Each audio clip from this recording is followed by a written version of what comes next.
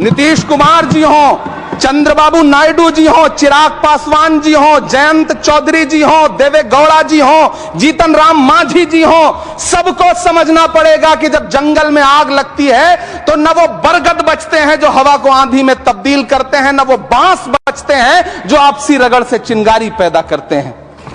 सभापति महोदय, जब देश को मनमोहन सिंह साहब जैसा काबिल प्रधानमंत्री मिलता है तो देश को आरटीआई जैसा एक्ट मिलता है, सेज जैसा एक्ट मिलता है, मनरेगा जैसा एक्ट मिलता है, लिबरलाइजेशन मिलता है, राइट टू एजुकेशन मिलता है, नेशनल फूड सिक्योरिटी एक्ट मिलता है। लेकिन जब देश को सौगातें मोदी मिलती है तो क्या मिलता है? सीए मिलता है, फॉर्म्स लॉ मिलता है, आर्टिकल 370 मिलता है, इलेक्टोरल बॉन्ड जैसा एक्ट मिलता है और वक्फ अमेंडमेंट एक्ट जैसे बिल देश को मिलते हैं। मुझे तो अपने हमवतन भाइयों से पूछना है कि आपको अपने बच्चों की तरक्की, खुशहाली और नौकरी की दरकार है या फिर मुसलमानों की दान की गई जमीनों को लूटकर धन्ना सेठों को देने की साजिश करने वाले कानून की? सभापति महोदय, यह सरकार रात के 3 बजे तक पूरे देश को जगा करके संसद में अपने ही नागरिकों को नीचा दिखाने के लिए वक्फ बिल ला रही थी, तो उधर रात के 1:30 बजे अमेरिका हम पर 26% टैरिफ लगा रहा था। सरकार की प्राथमिकताएं देश को पता। सभापति महोदय, मैं बहुत भावुक हूं आज, और मुझे अच्छा लगा कि आदरणीय नेता सदन जगत प्रकाश नड्डा जी ने बहुत अच्छी बातें भी की, मन से बातें की। क्योंकि उनके नाम में प्रकाश जुड़ा है तो मैं उनमें हमेशा एक रोशनी की किरण देखता हूं। मैं उनके सामने बहुत अदब से यह बात कहना चाहता हूं कि चिरागों के सफर में दबदबा हो आंधियों का तो फिर अंजाम जुल्मत के सिवा कुछ भी नहीं होगा। यह दुनिया नफरतों के आखिरी स्टेज पर है, इलाज इसका मोहब्बत के सिवा कुछ भी नहीं होगा। मैं भावुक हूं, मेरी पलकें गीली हैं। अगर देश की एक बहुत बड़ी आबादी को लगता है कि आप उसका भला करने के लिए नहीं बल्कि उनकी इबादतगाहों, उनकी कब्रिस्तानों, उनकी खानकाहों को बर्बाद करने का बिल ला रहे हैं, तो फिर आप अगर समझाने में नाकामयाब रहे हैं तो यह आपकी नाकामयाबी है। पहले समझाइए, उसके बाद कोई बिल लेकर के आइए, तब शायद हम आपका इतनी पुरजोर तरीके से विरोध ना करें। लेकिन सभापति महोदय, मैं अंत में सिर्फ इतना कहना चाहता हूं कि इस बिल में जो भी पॉइंट्स दिए गए हैं, बॉम्सी पोर्टल देख लीजिए, सरकार का झूठ आपको पकड़ में आ जाएगा। हम डरे नहीं हैं, हम सिर्फ सरकार से अपील कर रहे हैं कि हमें अपना समझिए। हम आपके अपने हैं, इस देश के नागरिक हैं और आप ताकत में हैं। संख्या बल के आधार पर बिल हो सकता है आप पास करा लें, लेकिन आपको यह बात समझनी पड़ेगी कि हम तो वो तारीख हैं, जहनों में रहना है जिसे, कागजी पुर्जे नहीं जो फाड़ डाले जाएंगे। जिस जमीन पर मैं खड़ा हूं यह मेरी पहचान है। आप आंधी हैं तो क्या मुझको उड़ा ले जाएंगे? आपको यह बात समझनी पड़ेगी।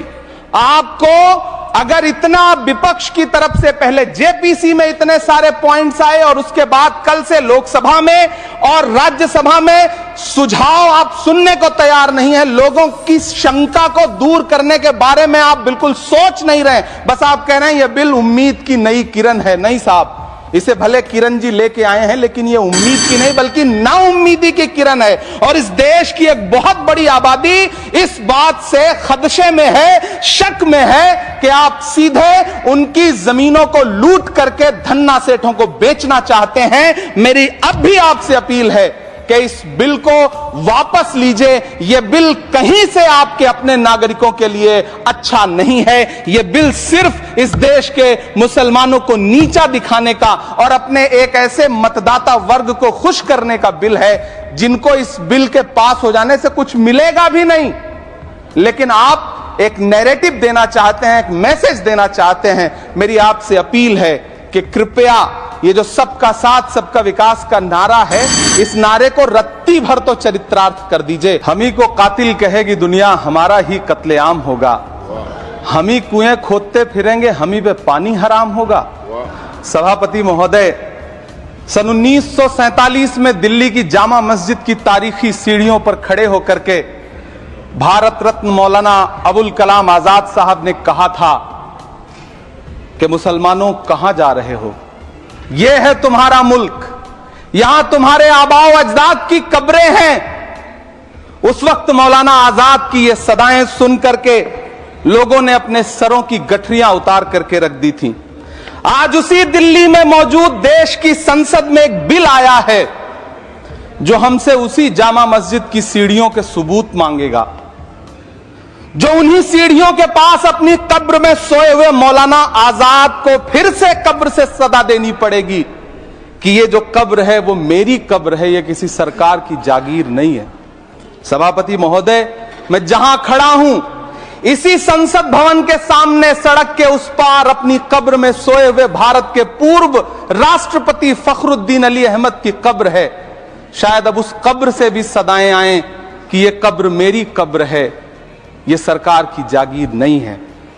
सभापति महोदय, मैं वक्फ कानूनों में किए जा रहे संविधान विरोधी बदलावों के खिलाफ बोलने के लिए खड़ा हुआ हूं। संविधान का आर्टिकल 14 हो, 29 हो, 30 हो, चीख चीख कर कहता है कि देश में सब बराबर के हकदार। आर्टिकल 26 कहता है कि सबको अपने अपने मजहबी कामों के लिए मंदिर, मस्जिद, गिरजाघर, गुरुद्वारों का निर्माण करने का हक है और उसका रखरखाव का भी हक है। लेकिन डॉक्टर बाबा साहब अंबेडकर के संविधान को हर दिन कुचलने वाली यह सरकार देश के मुसलमानों से नफरत में इतनी अंधी हो गई है कि खुलेआम देश की संसद में देश सरकार के माइनॉरिटी मिनिस्टर साहब और होम मिनिस्टर साहब झूठ बोलते हैं और देश को गुमराह करते हैं, झूठ शब्द असत्य बोलते हैं। सरकार ने इस बिल का नाम उम्मीद रखा है। मंत्री जी कल से इसे देश के मुसलमानों के लिए नई उम्मीद बता रहे हैं। नहीं मंत्री जी, न तो यह बिल मुसलमानों के लिए नई उम्मीद है और न ही उम्मीद की नई किरण।